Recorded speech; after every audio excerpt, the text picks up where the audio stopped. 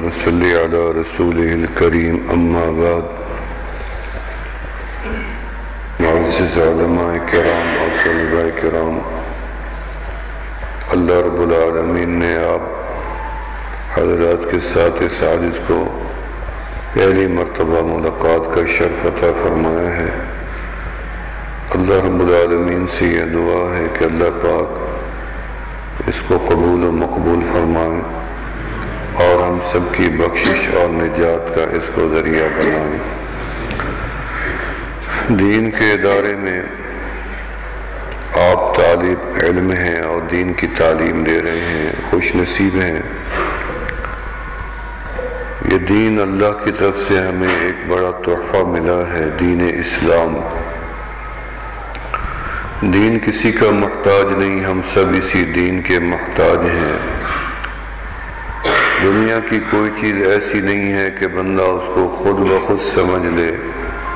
حتیٰ کہ یہ بولنا بھی ہمیں کسی نے سکھایا تھا، پڑھنا بھی ہمیں کسی نے سکھایا تھا، سمجھنا بھی ہمیں کسی نے سکھایا تھا۔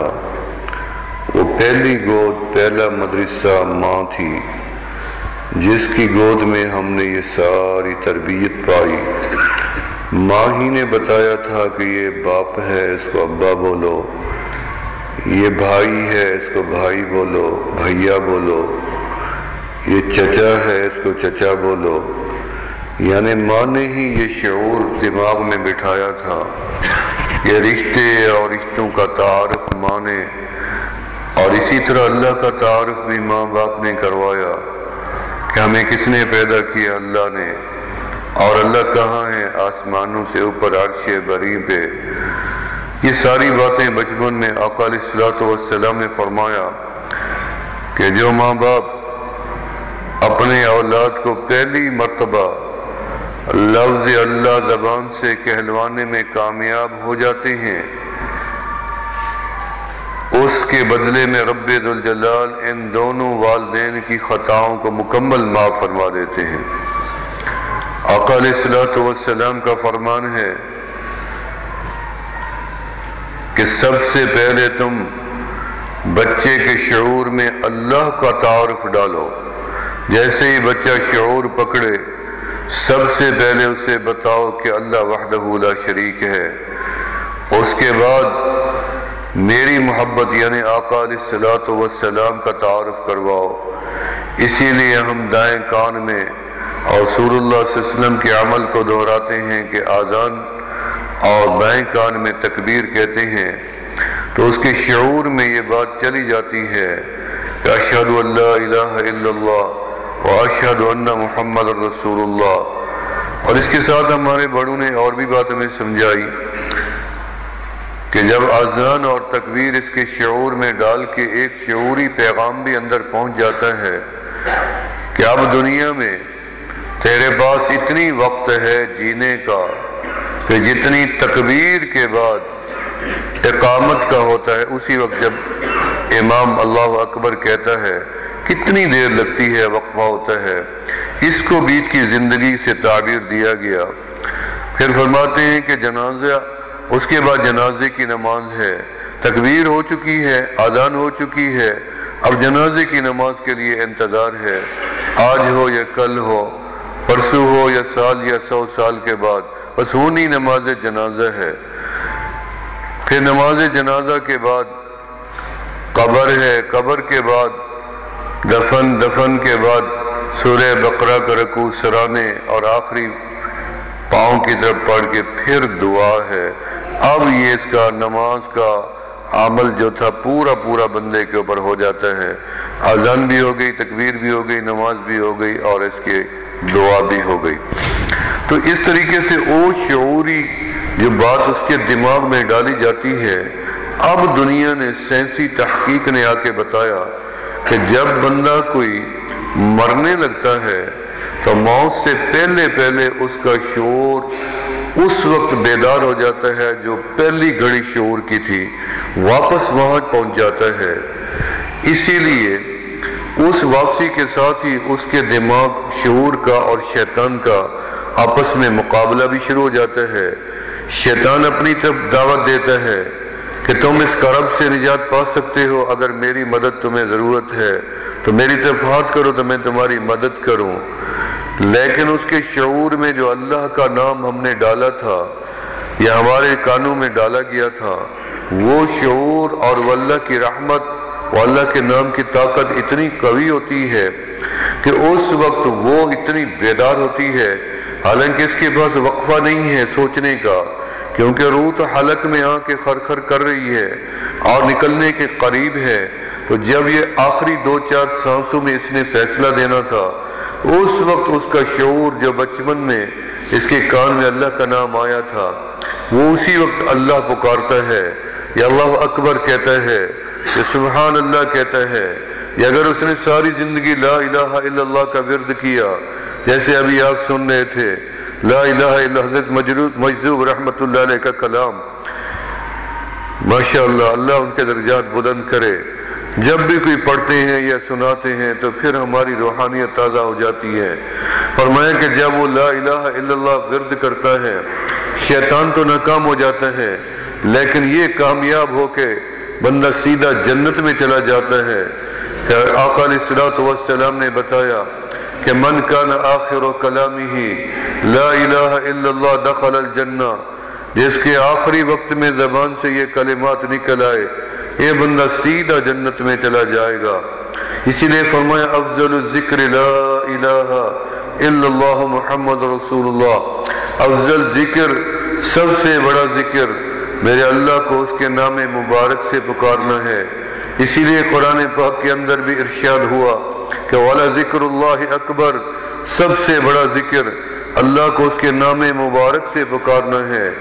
اب ذکر آپ جس تعلیم میں ہیں، ہمارے ساتھ بچے طلباء آ کے بیٹھ ہوتے ہیں، لیکن ہمیں بڑوں نے نصیحت کی ہے کہ ان کو کسی ذکر کی ترغیب ابھی نہیں دینی، ان کے لیے بڑا عمل اور بڑا جو فکر ان کو ہے، ابھی جو ان کو ضرورت ہے وہ دین کا علم پڑھنے کی ہے، کیونکہ ان کو تمام توجہ اور وقت اپنی تعلیم کے اوپر صرف کرنا ہے۔ جو قرآن پڑھنے والا ہے، جو حدیث پڑھنے والا ہے، جو مختلف علوم کو پڑھنے والا ہے، اس کے لیے یہی سب سے بڑی عبادت ہے، کیونکہ من خرج فی طلب العلم فهو فی سبیل اللہ، رسول اللہ صلی اللہ علیہ وسلم کا اعلان ہے۔ فرمایا کہ جو اللہ کا دین سیکھنے کے لیے گھر سے نکل آتا ہے، وہ یوں سمجھے کہ اللہ کا راستے میں نکلا ہوا ہے۔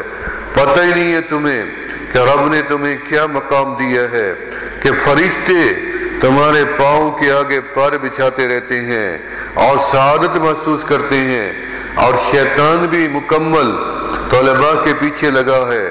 ایک شیطان مستقل واسم نام کا اور طلباء کے اوپر ڈیوٹی دیتا ہے، جو ان کے ذہنوں کو ورغلاتا ہے اور ان کو تشویش میں ڈالتا ہے کہ ہم اس علم کو پڑھ کے کیا کریں گے، ہمارا باپ عالم نہیں تھا، ہمارا دادا عالم نہیں تھا، ہمارا بھائی عالم نہیں تھا، ہمارے خاندان میں علم نہیں تھا، اچھا جنہوں نے علم پڑھ لیا وہ کیا کرتے پھر رہی ہیں، کبھی محتمم کی تکلیف، کبھی پیسے کی تکلیف، کہیں ملازمت نہیں ملی۔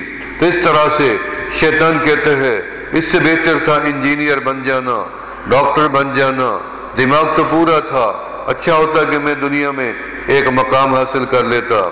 پچھلے دنوں لاہور میں انجینئر بچہ بیمار ہوا، قریب المرگ ہوا، انجینئر تو رونے لگا، باپ اس کو سہارا دینے کے لیے آگے ہوا، بیٹا کوئی مسئلہ نہیں، اللہ کرم کرے گا، حوصلہ دینے کے لیے، لیکن بچہ روتا گیا۔ انہوں نے کہا بیٹا آخر وجہ کیا ہے رونے کی؟ اس نے باپ کو شرمندہ کر دیا کہ مجھے بچپن سے لے کے آج تک آپ نے سونے نہیں دیا، ٹیوشن جاؤ، اٹھو پڑھو، چلو پڑھو، جاؤ پڑھو، یہاں پڑھو، وہاں پڑھو، آج میں نے 14 سال میں ایک ڈگری تو انجینئر کی لے لی، لیکن میرے کس کام کی؟ اب تو میں دنیا چھوڑ کے جانے والا ہوں، کیا میری یہ ڈگریاں میرے قبر میں کام آئیں گی؟ کیا اللہ کے ہاں میں ان ڈگریوں کو پیش کر سکتا ہوں؟ کیا ہی بہتر تھا آپ مجھے کچھ قرآن کی تعلیم دے دیتے تاکہ آج قبر میں میرے کچھ کام تو آ جاتی، کیونکہ زندگی کا تو یہی سفر تھا جو میں نے پڑھتے پڑھتے گزار دیا۔ آپ بڑے خوش نصیب ہیں، آپ کا پڑھا آپ کو بھی فائدہ دے، آپ کی دیگر نسلوں کو بھی فائدہ دے، والدین کو بھی فائدہ دے، عزیز و اقارب کو بھی فائدہ دے، بلکہ روئے زمین میں اولین و آخرین میں گزرے ہوئے مومن مسلمان مرد و خواتین تک کو بھی فائدہ پہنچائے، اس لیے کہ آپ ایک دین کے طالب علم ہیں۔ دنیا چاہے آپ سے نفرت کرے، دنیا آپ کو کسی نظر سے بھی دیکھے، اس کی پرواہ نہ کرو، حقیقتاً آپ اللہ کی نظر میں آئے ہوئے ہیں، اللہ نے آپ کو منتخب کر لیا ہے، پسند کر لیا ہے۔ روئے زمین کے اوپر اس وقت لوگ کفار اور مسلمان بھی ممالک میں آپ کی انتظار میں ہیں کہ آپ کب پڑھ کے ان اداروں سے نکلتے ہیں۔ ابھی آپ کو پتہ نہیں ہے کہ ہم جوان ہو کے جب پڑھ جائیں گے پتہ نہیں کس مسجد میں جائیں گے، کوئی ہمیں مساجد میں قبول بھی کرے گا نہیں کرے گا۔ یہ شیطانی وسوسہ ہے۔ میں دنیا کے کئی ممالک میں گیا ہوں اور مجھے وہاں جتنی مساجد نظر آئی ہیں، امریکہ میں، یورپ میں، مشرق مغرب شمال و جنوب، بلکہ سعودی عرب کے شہر شہر قریہ قریہ اور اسی طرح متحدہ عرب امارات قطر وغیرہ جہاں بھی چلے جائیں، بے شک مقتدی بڑے بڑے عرب اہل عرب ہیں، لیکن مسلح پہ ٹھہرا ہوا آپ کے انہی اداروں سے پڑھا ہوا بچہ طالب علم ہے جس نے قرآن حفظ کیا یا دین کا علم پڑھا۔ روئے زمین کے اوپر آپ جیسے بچوں کی مانگ اور طلب ہے۔ یہ اللہ کی شان ہے کہ اللہ آپ کا رزق کہاں لکھتا ہے، لیکن آپ اس عمل کو معمولی نہ سمجھے کہ یہ کوئی ہم ملا کہلائیں گے، کہلاتے رہیں ملا، دنیا سمجھتی رہے کہ یہ مولوی مسجد کے ملا اور ہمیں جس طرح کے تانے دیتے ہیں دیتے رہیں۔ دنیا کے ہاں تو بندے کی عزت ہو اور اللہ کے ہاں بندہ ایک کوڑی کا نہ ہو، اس عزت کا کیا فائدہ ہے؟ دنیا انسان کو بھلے رسوا کرے، رب کے ہاں بندہ مقبول ہونا چاہیے، رب کے ہاں بندے کی عزت ہونی چاہیے۔ لہٰذا اس دین کے علم کے پیچھے لگ جائیں، سستی نہ دکھائیں، کمزوری نہ دکھائیں، دائیں بائیں بھی نہ دیکھیں، رات دن ایک کر دیں اور اپنا محور ایک جب تک علم مکمل حاصل نہیں ہو جاتا۔ چھٹی حضرت تھانوی رحمۃ اللہ علیہ کے بارے میں حکیم الامت شاہ اشرف علی تھانوی رحمۃ اللہ علیہ، جن کے خلیفہ مجاز کا بھی آپ کلام سن رہے تھے، اور ان کے بارے میں نے پڑھا کہ جب وہ پڑھ رہے تھے ان کے 3 عمل مثالی تھے۔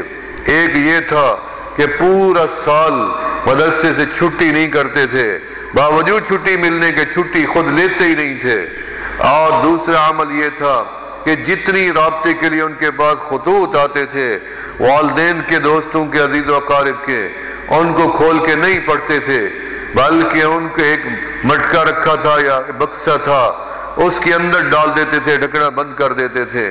جیسے ہی سال بھر کے امتحان میں دینے کے بعد فارغ ہوتے اور چھٹی ملتی، پھر جا کے اس کو کھولتے جس میں خطوط جمع ہوتے، تو ان میں لکھا ہوتا کہ تمہارا چچا فوت ہو گیا، کسی میں لکھا ہوتا کہ فلاں رشتہ دار فوت ہو گیا، کسی میں لکھا ہوتا اس کی شادی ہو گئی، اور کسی میں لکھا ہوتا اس کا بیٹا پیدا ہوا۔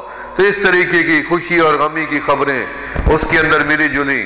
پھر اپنے علاقوں میں جا کے کہیں مبارک دیتے، کہیں تعزیت کرتے، یکسوئی کے ساتھ علم دین حاصل کیا تو اللہ نے وہ مقام دیا کہ زندگی کے دن کم تھے جو انہوں نے تحریریں اور کتابیں لکھی، وہ اس سے زیادہ بڑھ گئی۔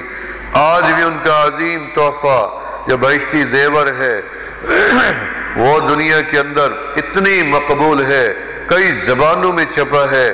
خواتین کے لیے ایسا عظیم آج تک مکمل تحفہ کوئی نہیں لکھ سکا جو حضرت تھانوی رحمۃ اللہ علیہ نے لکھا ہے۔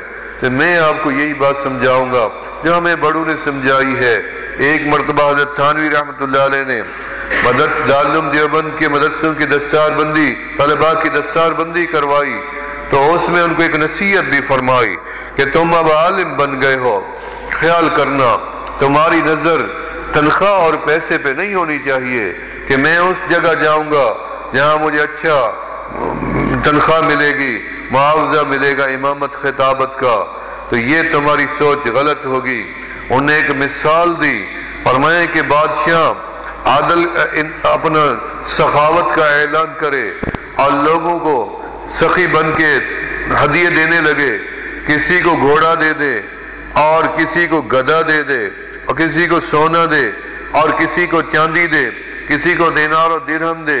اب جس کو اس نے گھوڑا دیا ہو وہ گھوڑے والا لے کے ٹھہر جائے اور مڑ کے کہے کہ بادشاہ تو نے یہ کیا عدل کیا، مجھے گھوڑا دے دیا، ساتھ کھوتا کیوں نہیں دیا، گدھا بھی مجھے دینا چاہیے تھا۔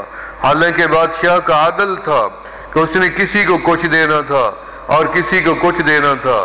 فرمایا تم خوش نصیب ہو کہ رب ذوالجلال نے تمہیں علم دین کا عطا کیا، اس سے بڑی نعمت اور کیا ہو سکتی ہے؟ جیسے اس وقت گھوڑے کی سواری سے اچھی سواری کون سی ہو سکتی تھی؟ اس لیے فرمایا کہ تمہیں اللہ نے دین کا علم دیا اور تم مڑ کے حقیر چیز کو بھی طلب کرتے ہو، چاہتے ہو، حالانکہ وہ تو رب نے کسی اور کو دینی ہے۔ آپ کو تو علم کا زیور دیا ہے، علم انسان کو عزت اور وقار بخشتا ہے۔